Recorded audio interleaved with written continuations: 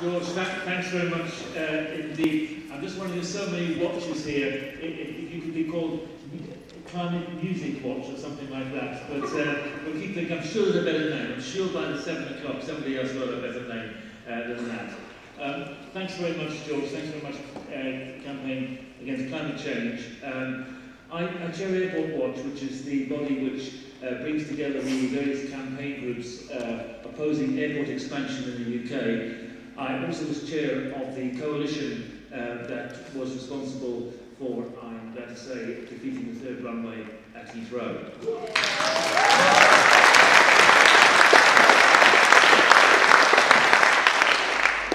But I want to start with this. It's not very often you get invited to a Christmas party by citing economic statistics. Has anybody ever had that happen? No, I'm sure you have. Well, listen, I did just once. I'm going to share that stat with you because it's so dramatic. It's this, that a third runway at Heathrow, if it had been built on its own, would have emitted as much CO2 in 1 year as the entire economy of Kenya in 1 year. Now think about it. Doesn't that encapsulate just who's really responsible for the CO2 that's been emitted, for the climate crisis that we're in? Here's another statistic. I'm banking on this because I want another Christmas party invite this year.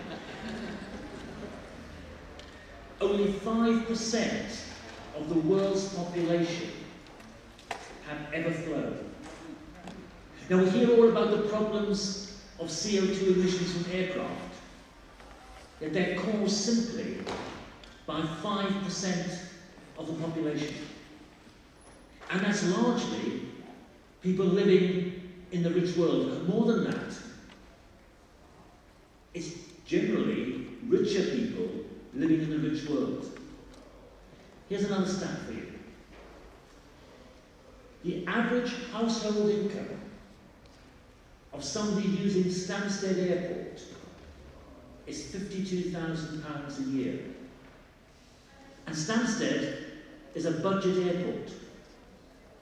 Now, it's not to say that working people don't fly and have been enabled to fly with budget flights. But it is to say that most of the flying done is actually by the richest 10% of the people in the UK. So when we think about airport emissions and the problems they cause, the problems are caused largely by the rich world and largely by people within the rich world. And of course, as we know, climate change, runaway climate change, if it happens, will impact most immediately and most acutely on the poorest communities in the poor world. And it seems to me that when we're looking for solutions, the solutions must come by people in the rich world changing their behaviours. I'll come to solutions in a minute. But just one other thing about airports. Although today is about emissions, I think when we talk about airports, we've got to look at their impact and their total impact. And their impact on community destruction and on noise. We heard from Ben how Transition Heathrow has been set up in Sipson. Sipson would have been the village that had been wiped off the face of this earth if a third runway at Heathrow had gone ahead. If you look at some of the airport building that's taking place in the global south, there's even more horrendous destruction, usually of shanty towns, with hundreds of thousands of people losing their homes to make way for new runways. And noise. Noise is bad enough under the Heathrow flight path. But I was looking at a video the other day of people protesting at Mumbai Airport in India. And the noise there is horrendous. against people living in temporary accommodation in shanty towns nearby. Now, one thing's very clear. In wealthy Richmond or Kew, you can get double glazing, but they don't do double glazing in shanty towns.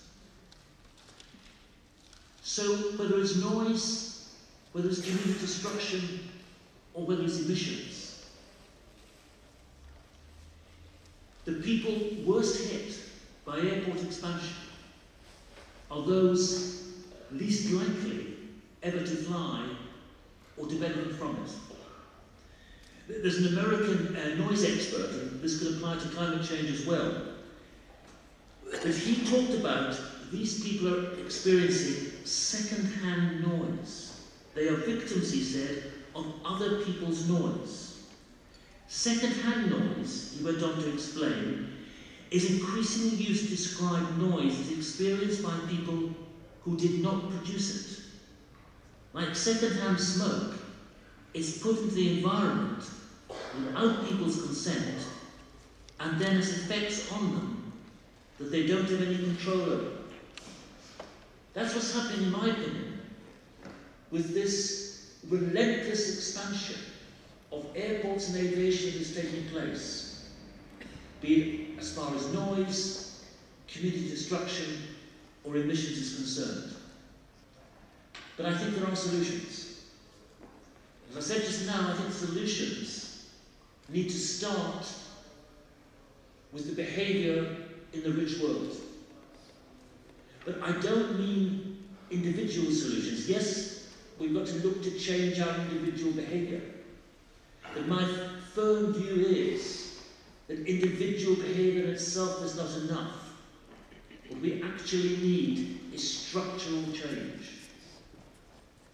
And when we look at structural change, it seems to me that we start, as far as aviation is concerned, with getting rid of the tax breaks which the aviation industry enjoys. No tax on aviation fuel, no VAT paid, and there's real evidence that if aviation paid a fair share of its taxation, then actually we could manage and reduce demand. Then actually we start with domestic flights.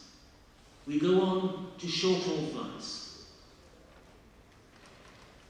That's not to say to try to deny working people the opportunity to have a holiday in Europe, because it seems to me the structural change is you use fiscal measures to up the price of the most polluting form of transport, which is air, and reduce the price and increase the speed of the less polluting forms of transport, which are trains and buses.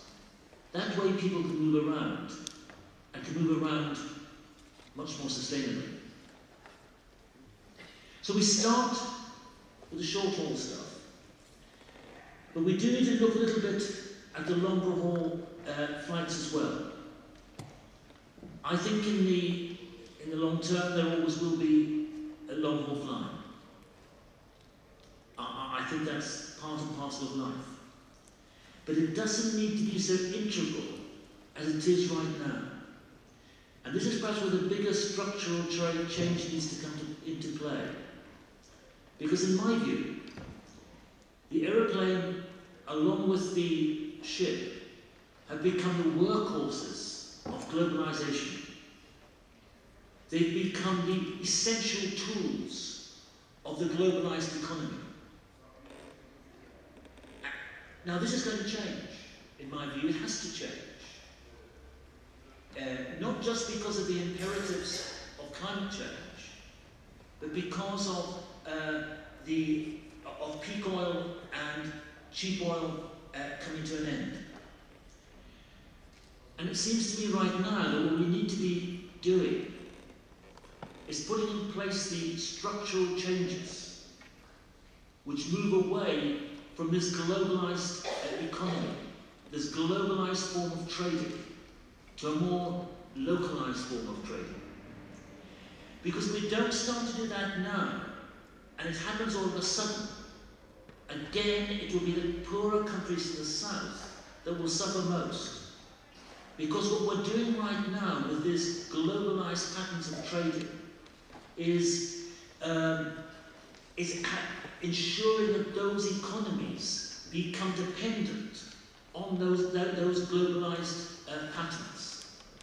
If they're taken away, those economies are left high and dry without the resources that the richer countries will have to adapt. It's almost a double whammy against the global south. The final point I want to make is this. If we are talking about this significant structural change, what will happen to jobs and employment? Because there will undoubtedly, if aviation shrinks, and possibly shipping shrinks as well, then people will lose their jobs. There'll have to be a restructured economy. And I think it's very important that we look at the whole concept of just transition. Because it's easy enough for me to stand up here and for us to say, oh, for environmental reasons, for equity reasons, we need to move to a different sort of system. But we need to come up with a real answer as far as people's employment is concerned. And I think it is this concept of just transition. So that people are not, George is going to